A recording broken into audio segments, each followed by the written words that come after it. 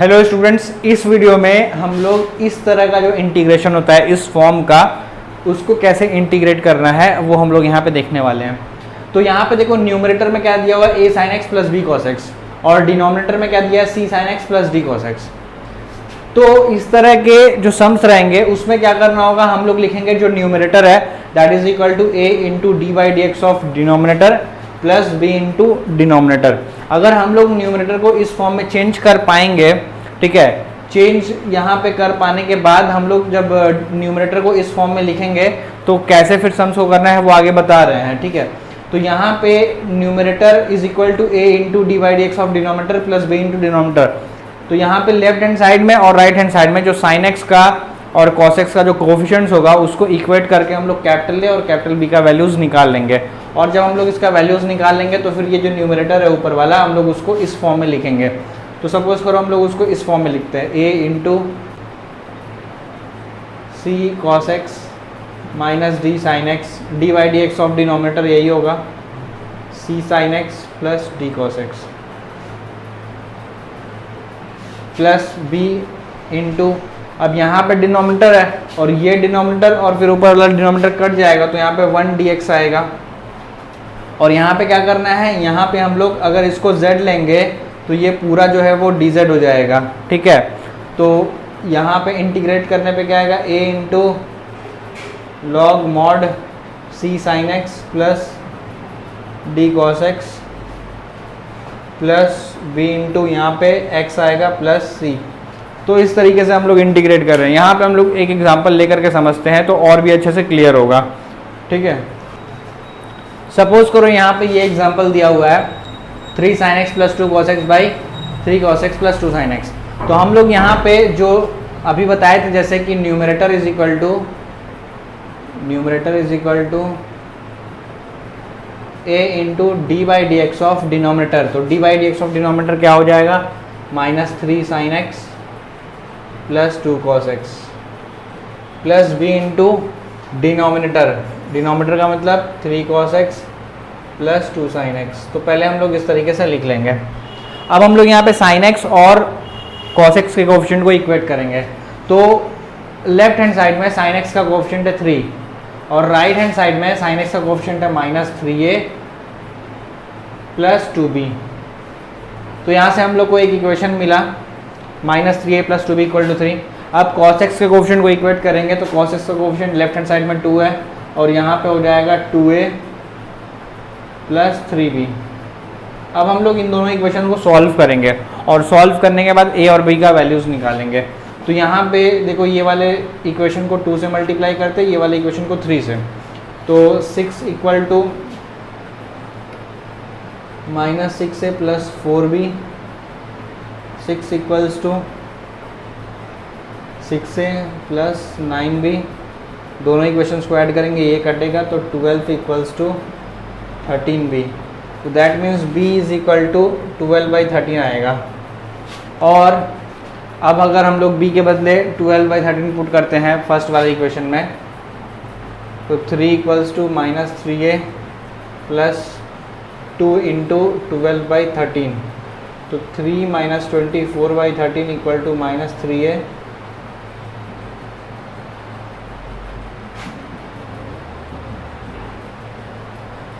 तो यहाँ पे a का वैल्यू आएगा माइनस 5/13। तो हम लोग को यहाँ पे कैपिटल A और कैपिटल B का वैल्यूज़ मिल गया है। अब हम लोग न्यूमरेटर को इस फॉर्म में एक्सप्रेस करते हैं। तो ये जो सम्स यहाँ पे दिया हुआ है, तो हम लोग यहाँ पे क्या करेंगे, न्यूमरेटर को लिखेंगे a का मतलब minus 5/13 integration D by D x of denominator that is equal to minus 3 sin x plus 2 cos x divided by 3 cos x plus 2 sin x dx, ठीक है। साथ में प्लस b इंटू डिनोमिनेटर। तो b क्या है यहाँ पे, b है 12/13। और सपोज करो हम लोग ऐसे लिखते हैं 3 cos x plus 2 sin x। तो डिनोमिनेटर में तो ये वाला पार्ट रहेगा ही 3 cos x plus 2 sin x, तो ये पूरा कट जाएगा तो यहाँ पे 1 dx आएगा। तो नेक्स्ट स्टेप में माइनस 5/13 यहाँ पे सपोज करो इसको z लेंगे तो ये पूरा पार्ट dz हो जाएगा, ठीक है। तो integration 1/z dz plus 12/13 integration of dx minus 5/13 log mod z, z का मतलब ये वाला part, log mod 3 cos x plus 2 sin x plus 12/13 x plus c। तो ये आंसर हो गया। तो ये जो टाइप ऑफ सम्स है, इस तरह का जो टाइप ऑफ सम्स है, ये काफ़ी सिंपल सा होता है, ठीक है। अब हम लोग नेक्स्ट एक न्यू टाइप का जो सम्स है उसको हम लोग देखेंगे यहाँ पे।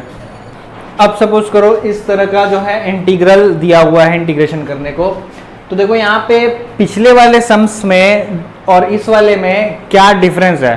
देखो यहाँ पे ऊपर में भी कुछ कांस्टेंट है और नीचे में भी कुछ कांस्टेंट है। साइन और कॉस के अलावा एक कांस्टेंट भी न्यूमरेटर और या डिनोमिनेटर में या फिर दोनों में हो सकता है, ठीक है। तो हम लोग इस टाइप के सम्स को कैसे प्रोसीड करेंगे, हम लोग यहाँ पे कुछ इस तरीके से प्रोसीड करेंगे। लिखेंगे numerator is equal to a into D by D x of denominator plus b into denominator plus c। तो ये ऑलमोस्ट पिछले वाले सम्स के जैसा ही है। डिफरेंस यहाँ पे क्या कहाँ आ रहा है, डिफरेंस बस ये कांस्टेंट टर्म यहाँ पे एक्स्ट्रा आएगा, ठीक है। अब कांस्टेंट टर्म जब एक्स्ट्रा आएगा तो अल्टीमेटली जो लास्ट वाला इंटीग्रल होगा वो थोड़ा इस टाइप का हो जाएगा।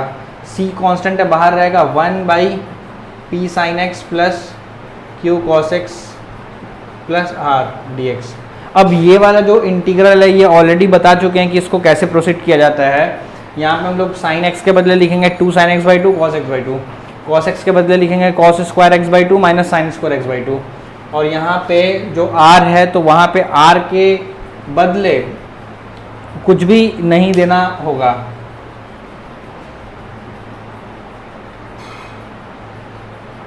r के बदले हम लोग को ऐसे लिखेंगे r इंटू 1 और 1 का मतलब हो जाएगा sign square x/2 plus cos square x/2। फिर उसके बाद न्यूमरेटर और डिनोमिनेटर में हम लोग सेक स्क्वायर x/2 से मल्टीप्लाई कर देंगे, ठीक है। और उसके बाद 10x/2 को z लेके प्रोसीड करेंगे। तो हम लोग एक एग्जाम्पल ले करके समझते हैं तो और भी अच्छे से जो है क्लियर हो जाएगा, ठीक है। सपोज करो इस टाइप के इंटीग्रल को इंटीग्रेट करना है। तो यहाँ देखो अभी जो फॉर्म बताए वो पूरा उसी टाइप का है। तो हम लोग यहाँ पे क्या करेंगे, numerator equals to capital A into D by D x of denominator. तो यहाँ पे D by D x of denominator का मतलब क्या हो जाएगा, डायरेक्टली हम लोग लिख देते हैं यहाँ पे cos x minus 2 sin x plus b into denominator. Denominator का मतलब क्या हो गया, sin x plus 2 cos x plus 3 plus c। अब हम लोग यहाँ पे sin x और cos x के कोफिशिएंट्स को इक्वेट करेंगे।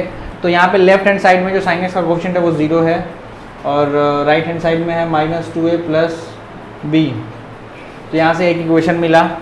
अब हम लोग यहाँ पे cos x के कोफिशिएंट को इक्वेट करते हैं। तो cos x का कोफिशिएंट यहाँ पे लेफ्ट हैंड साइड में 3 है, यहाँ पे हो जाएगा a प्लस 2b। अब हम लोग इन दोनों इक्वेशन को सॉल्व कर लेंगे तो हम लोग को a और b का वैल्यू मिल जाएगा, ठीक है। सपोज करो सेकंड वाले इक्वेशन को हम लोग 2 से मल्टीप्लाई करते हैं तो क्या हो जाएगा, 0 equal to minus 2a plus b और यहाँ पे हो जाएगा 6 equal to 2a plus 4b। Add कर देंगे तो 6 इक्वल टू ये कट जाएगा 5b। तो that means b is equal to 6/5। अब हम लोग यहाँ पे b के बदले 6/5 पुट करेंगे तो that means minus 2a equal to minus 6/5। तो a इज इक्वल टू 3/5 हो गया। अब हम लोग को a का वैल्यू मिल चुका है, b का वैल्यू मिल चुका है। अब हम लोग यहाँ पे कांस्टेंट टर्म को इक्वेट कर देंगे। तो कांस्टेंट टर्म यहाँ पे 2 है, लेफ्ट हैंड साइड में कांस्टेंट टर्म 2 है और राइट हैंड साइड में कांस्टेंट टर्म है 3b प्लस c। तो b का वैल्यू हम लोग को पता है, पुट कर देंगे यहाँ पे। तो यहाँ पे आएगा 18/5 प्लस c। तो c is equal to 2 minus 18/5। तो यहाँ पे हो जाएगा माइनस 8/5। तो हम लोग को c का वैल्यू भी मिल गया। अब हम लोग सिंपली क्या करेंगे, न्यूमरेटर को इस फॉर्म में लिख देंगे, ठीक है। तो हम लोग न्यूमरेटर को किस तरीके से लिखेंगे, a into cos X minus 2 sin x। तो a का वैल्यू क्या है, 3/5 integration cos x minus 2 sin x by sine X plus 2 cos X plus 3। उसके बाद b कितना है यहाँ पे, b है 6/5। तो यहाँ पे देखो integration sign X plus 2 cos X plus 3 divide by ये वाला आएगा तो 1 बचेगा, तो 1 dx प्लस c का वैल्यू कितना है, c का वैल्यू है -8/5। तो integration 1/sin x plus cos x plus 3 dx। ठीक है, अब यहाँ पे अगर हम लोग इसको z लेंगे तो ये पूरा dz आएगा, तो अल्टीमेटली यहाँ पे जो इंटीग्रेट करने पे आएगा वो हो जाएगा log mod sin x plus 2 cos x plus 3, फिर प्लस 6/5 x और ये -8/5 I1।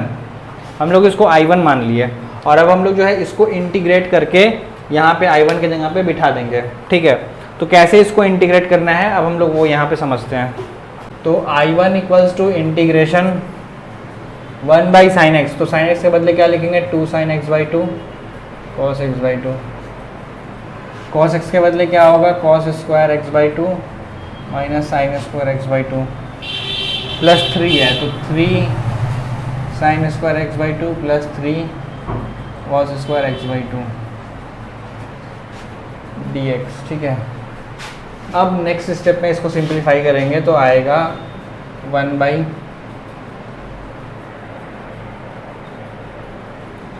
Sign square x/2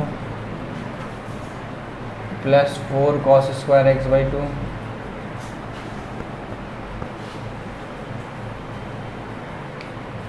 plus 2 sine x/2 cos x/2।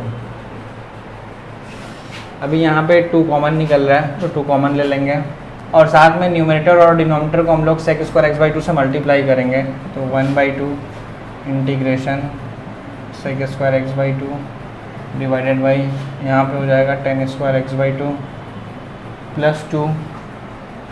Plus 2 tan x/2।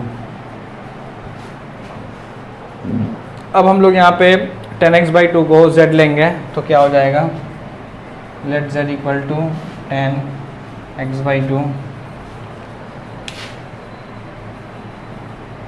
अब हम लोग यहाँ पे tan x/2 को अगर m लेंगे, m equal to tan x/2, तो dm इक्वल टू आएगा 1/2 sec स्क्वायर x/2 dx। ठीक है, तो ये जो 1/2 sec स्क्वायर x/2 dx, तो उसके बदले क्या हो जाएगा dm। तो ये नेक्स्ट स्टेप में क्या हो जाएगा integration dm by m square plus 2m plus 2। तो नेक्स्ट स्टेप में हो जाएगा m square plus 2m plus 2। और अगर हम लोग इसको थोड़ा सिंप्लीफाई करेंगे तो ये कुछ इस तरह का हो जाएगा dm बाई m प्लस 1 का होल स्क्वायर प्लस 1। तो इसका इंटीग्रेशन जो है आएगा tan इनवर्स m प्लस 1 और m का मतलब यहाँ पे क्या है, m का मतलब यहाँ पे tan x/2 है, तो ये हो जाएगा tan inverse tan x/2 plus 1। तो ये जो I1 है वो ये है tan inverse tan x/2 plus 1। तो यहाँ पे हम लोग लिख देते हैं I1 के जगह पे tan inverse tan x/2 plus 1 plus c। तो ये जो है इसका जो इंटीग्रेशन है पूरा यहाँ से 3/5 log sin x plus 2 cos x plus 3 mod में plus 6/5 x minus 8/5 tan inverse tan x/2 plus 1 plus c। तो ये इसका इंटीग्रेशन हुआ। ठीक है, तो इस एक्सरसाइज में थोड़ा सा कभी कभार क्वेश्चन को घुमाया हुआ रहता है, लाइक इस तरह से दिया रहता है 1/1 प्लस tan x को इंटीग्रेट करना। तो यहाँ पे tan x के बदले हम लोग क्या लिखेंगे sin x by cos x और फिर एलसीएम लेकर के इसको सिंप्लीफाई करेंगे तो अल्टीमेटली क्या आएगा यहाँ पे cos x by sin x plus cos x। फिर उसके बाद जो प्रीवियस वाला जो फॉर्म बताए थे उसी फॉर्म में हम लोग इसको, उसी फॉर्म का ये है तो उसको जैसे करना है वैसे यहाँ पे इसको करेंगे। Numerator is equal to a into D by D x of denominator plus b into denominator. आज जो 2 फॉर्म्स बताए हैं वो दो फॉर्म्स पे ही बेस्ड है आर डी शर्मा का 19th एक्सरसाइज, इंटीग्रेशन चैप्टर का जो 19th एक्सरसाइज है वो इन्हीं दो फॉर्म्स पे बेस्ड है। तो आप लोग 19th एक्सरसाइज अब बहुत आराम से कर सकते हैं, ठीक है, तो ज़रूर उसको करो।